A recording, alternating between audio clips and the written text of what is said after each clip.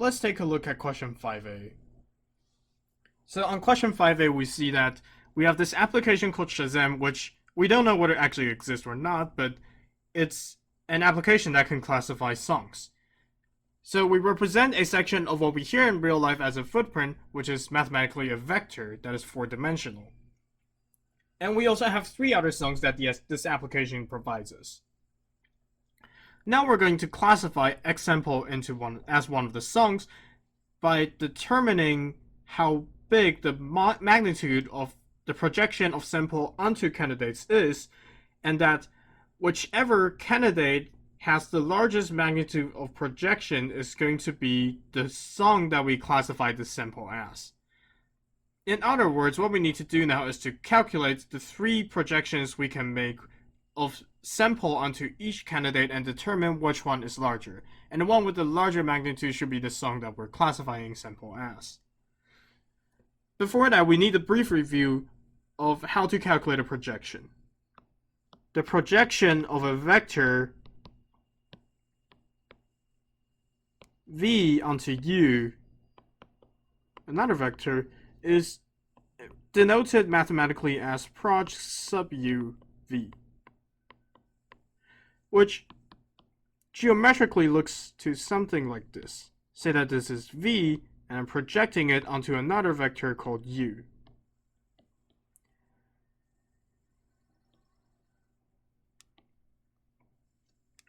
Let's write it this way. It's probably better. I'll be able to say that the shadow of v onto a ground dot I made with u is equal to the projection of v onto u. And this kind of projection vector actually has a formula, which is that the projection of v onto u is equal to the dot product or the inner product of u comma v over the magnitude of v times,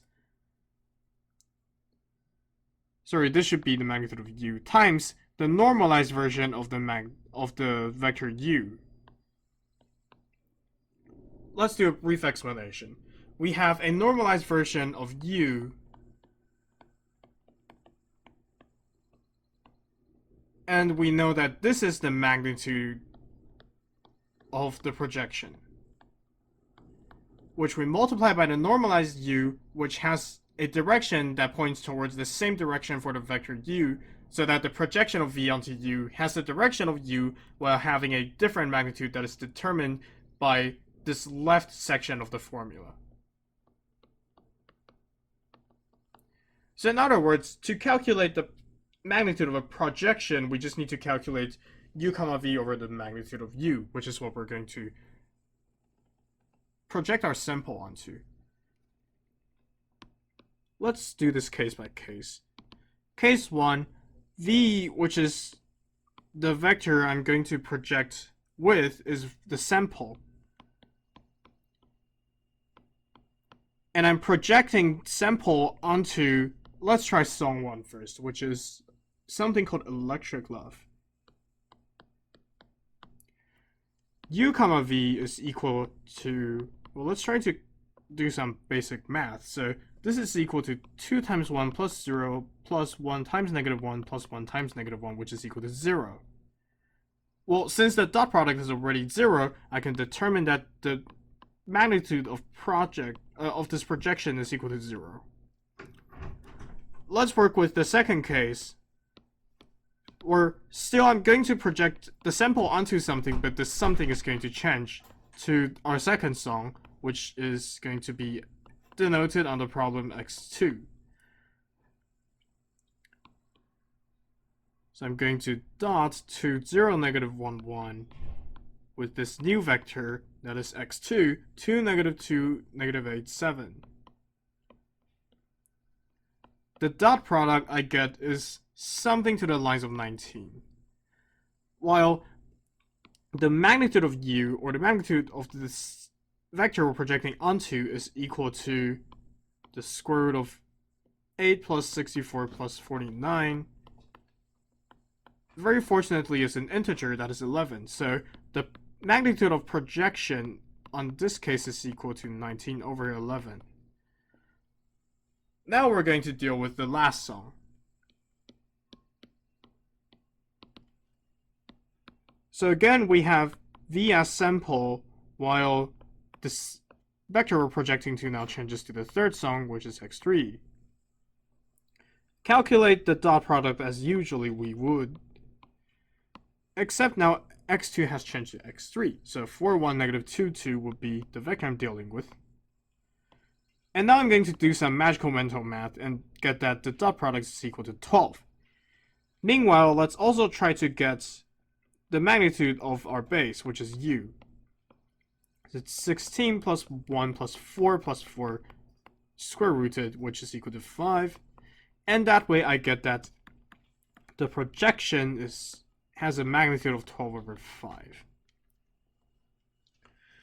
This means that x3 has the largest component, sorry, not the component, the largest magnitude of the projection.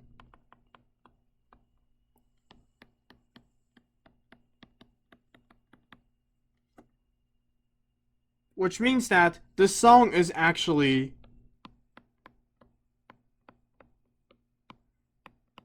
x3, or that we should classify sample as x3. Okay, now let's deal with the next part of the question. In 5b, we see that this unknown application has a feature where it displays lyrics, and to do this, it takes the cross-correlation of a snippet of the song with the full song to determine which sections of the lyrics it should play. Assume that the song is sampled at 30 samples per second, and here's the cross-correlation.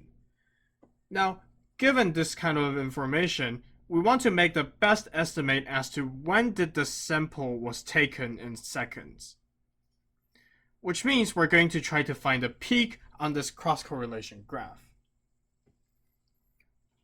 So let's use our eyes a bit, and we would find the peak to be at the 180th sample,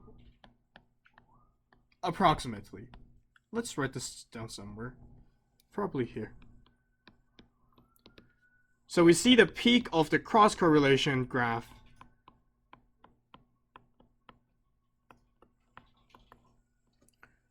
to be,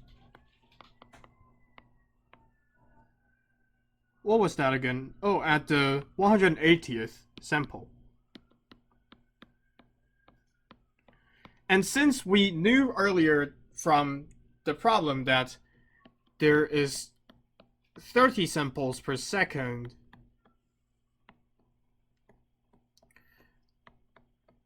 we'll be able to determine that the sample was received, or the song was received, it's probably a better phrasing, at the 6th second.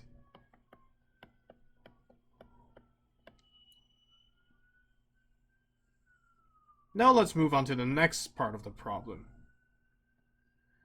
In part 5c, we see that this application is trying to do something new again. So now it's going to try to predict the popularity of a song by using some of the characteristics or features of a specific song. Which in this case we see on table would be tempo densibility and something called acousticness. Now we want to know what is the correct formula for how Spotify would use least squares to calculate or to predict, or maybe to estimate the popularity of a song. Before that, we should note some things. First of all, a song can be presented as a vector a sub n.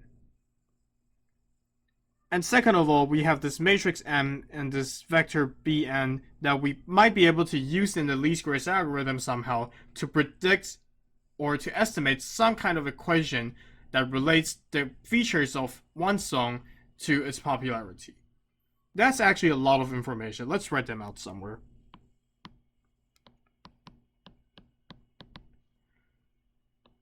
Say that there is a vector of numbers called theta, such that theta 1 times the tempo plus theta 2 times the densibility plus theta 3 times acousticness is equal to the popularity. Or maybe it's around popularity. It provides a very good approximation. That's the spirit we're trying to get. And we also get that this addition of products is actually directly equal to a sub n transpose times the vector theta. Because this vector a sub n represents a song, which contains numbers about its features that are again tempo, densibility, and acousticness. Okay, now we're given a matrix M that is equal to a matrix constructed with a rho being tempo, another rho being densibility, and another last rho being acousticness. While we also have B sub n, which is equal to popularity.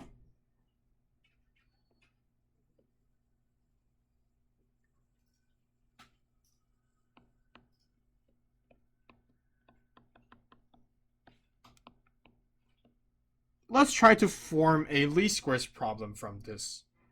So since theta is supposed to be this coefficient vector such that it predicts or estimates the popularity based on tempo, dense, and acousticness, I would like to say that M transpose times theta is equal to B sub n.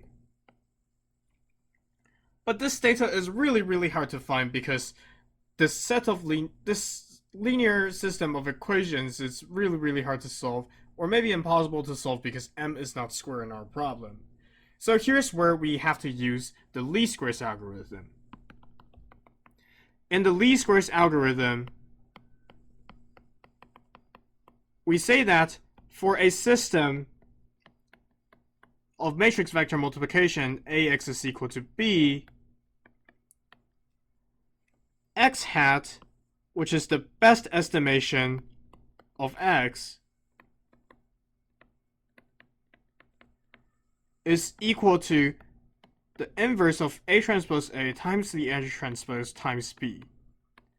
We're not going to go through the derivation of the least squares algorithm in a final walkthrough video, but here's what we get from the least squares algorithm. Let's try to apply that to this M transpose times theta is equal to Bn here. So let's make a theta hat, which is the best estimation of theta, given theta is really hard to solve precisely for. So theta hat is supposed to be equal to, well, A is equal to M transpose in this case, but M transpose is just equal to M. Well, let's actually write that down in a complicated way and we'll simplify it later. So we get, according to the least squares algorithm, that our matrix equation for theta hat is supposed to look something like this. And again, B is replaced by B sub n here. M transpose is just M, so at last I get something like this.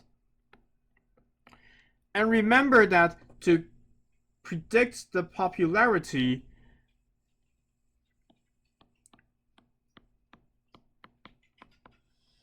we need to multiply A transpose sub n with our vector of coefficients or parameters, which in this case should have been theta, but theta is too hard to calculate, so we go for the better, a good estimation of theta, which is theta hat.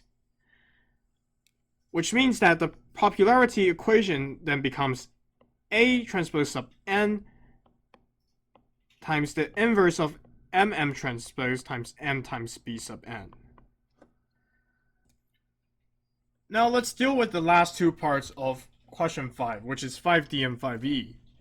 In 5D, we have this new matrix M such that this time we have 4 columns, and now we're being asked that having this new column with this new content, is it still possible to run least squares algorithm with all the data we have now?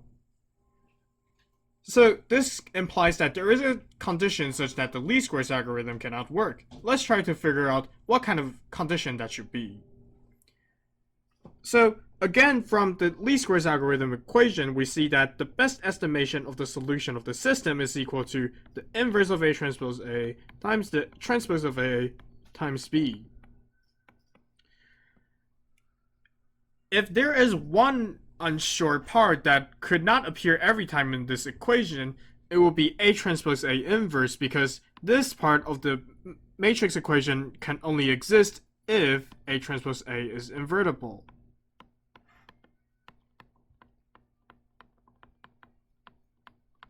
There is a larger proof that tells us if A has linearly dependent columns,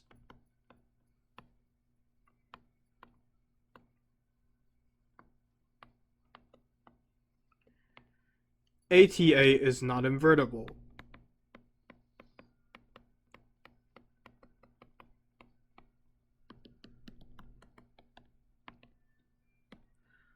So we're going to use this larger conclusion we got from a proof that we probably did in the homework or discussion as the condition of least squares not working. So least square conditions of working is that A has linearly independent columns.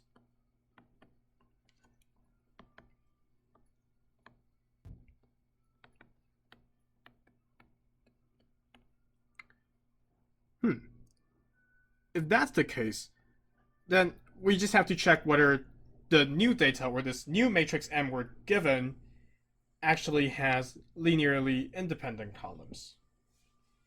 Let's try to check that. So after checking, I found a very unfortunate news, which is that the dense column plus the acousticness column is equal to the energy column times 2.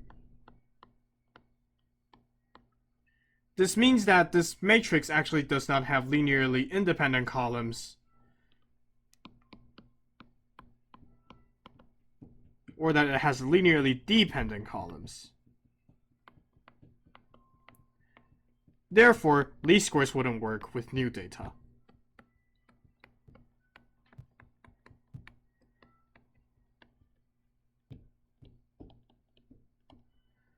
Now that we have finished the second last part of the question, let's go look at the last part, which is 5e. What is the maximum number of features we could have per song, assuming we keep the number of songs the same? We need to first notice that each song takes one row. So this is equivalent of telling us that we have 4 rows. Given that our matrix has 4 rows, what is the maximum amount of column we can have in this matrix, such that this matrix can still work with least squares, or that it can have linearly independent columns?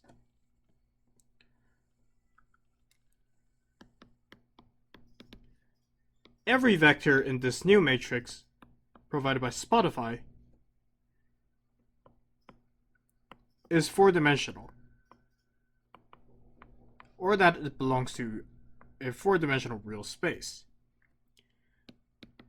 If my matrix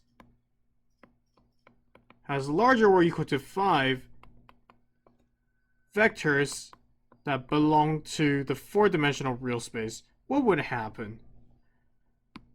Assume that my first 4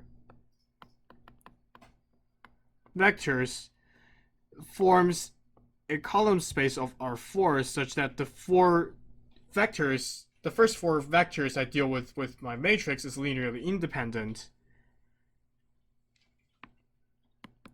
Then every later columns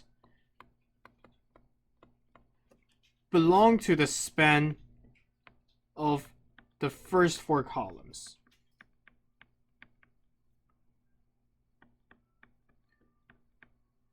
Which means the matrix has linearly dependent columns. And if the matrix has linearly dependent columns, it does not work with LS, or least squares algorithm. And so our conclusion is that the max amount of columns we can have is 4. Because if we go over 4, then the matrix has to have linearly dependent columns, even in the best case possible. And so we have finished part 5e.